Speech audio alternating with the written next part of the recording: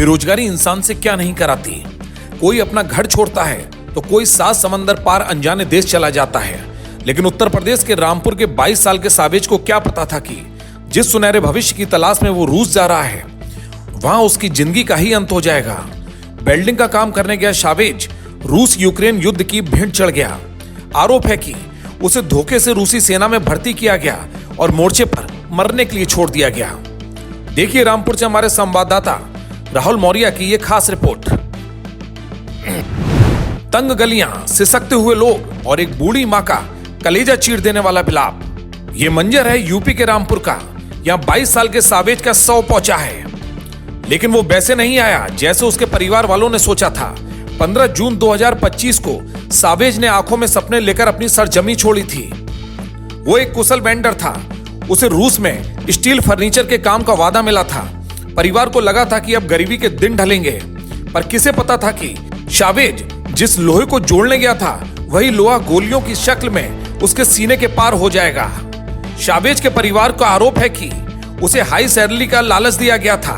फिर रूसी भाषा में उससे दस्तावेजों पर अंगूठे लगवाए गए जिसे वो समझ नहीं सकता था। रूस पहुंचने के 2 महीने बाद ही उसे कैनन फोडर यानी तोप का चारा बनने के लिए मोर्चे पर भेज दिया गया। उसका मोबाइल छीन लिया गया और उसकी आवाज सरहदों के शोर में कहीं गुम हो गई। जून को मेरा भाई रसिया गया था घूमने के पर्पज से ओनली। ये पता नहीं जब वहां पहुंच गया वो रहा, अच्छे से सब काम हुए, बात भी हुआ करती थी हमारी। लेकिन जिस दिन उसने ये खबर दी कि मैं आर्मी ज्वाइन कर रहा हूँ, तो सिर्फ हमारी 2 या 3 दिन बात हुई, वो भी रिकॉर्डिंग के जरिए। वो 3, 4, 5 सितंबर, बस 5 सितंबर मेरे भाई की लास्ट आवाज़ थी बस, और वो भी कॉल पे नहीं थी, वो भी वॉइस भेजी थी उसने मेरे भाई ने। और उस दिन से फिर आज 7 महीने हो गए, 8 महीने हमारी उससे बिल्कुल बात नहीं हुई। भाई परसों हमारे कॉल आई मेरे पास। अब हमने पूछा यार फौत हो गया, कब फौत हो गया मेरा भाई? बोले 12 सितंबर को फौत हो गया। 12 सितंबर जी 2025। मैंने उससे कहा यार 5-7 महीने यार, तुम हमें आज बता रहे हो यार? बोले भाई जैसे नंबर पे लाश आ रही है वैसे बता रहे हैं, इतनी लाशें तुम्हारे यहाँ के नंबर पे आती हैं। अब ये तो सर आर्मी जाने ना रशिया की, ये कैसे भर्ती कर लिया हमारे देश के लोगों को उन्होंने? सिर्फ हमारे देश के लोगों के साथ जुल्म क्यों? ऐसा जुल्म क्यों सर? 15 जून 2025 को एजेंटों ने वेल्डर की नौकरी के नाम पर सावेज को रूस रवाना किया। परिजनों ने सावेज को जुलाई 2025 में जबरन रूसी सेना में भर्ती करने का आरोप लगाया।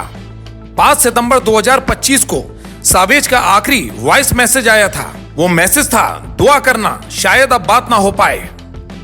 12 सितंबर 2025 को युद्ध के मैदान में सावेज की मौत हो गई। अप्रैल 2026 को लगभग मौत के 7 महीने बाद सावेज का शव रामपुर पहुंचा। सावेज की कहानी सिर्फ एक व्यक्ति की मौत नहीं, बल्कि यह उन सैकड़ों भारतीय युवाओं की सुरक्षा पर सवालिया निशान है जो एजेंटों के बिछाए जाल में फंसकर विदेशों में अपनी जान गंवा रहे हैं। आज जब सावेज की मिट्टी उसके घर पहुंची तो हर आंख नम थी और हर जुबान पर एक ही सवाल था, आखिर इस मौत का जिम्मेदार कौन? क्या उन एजेंटों पर कार्रवाई होगी जो चंद पैसों के लिए युवाओं को मौत के सौदागरों के हवाले कर देते हैं? रामपुर के लोग अब सरकार से न्याय की गुहार लगा रहे हैं और उन भारतीयों की वापसी की अपील कर रहे हैं जो आज भी रूस की सेना में फंसे हुए हैं।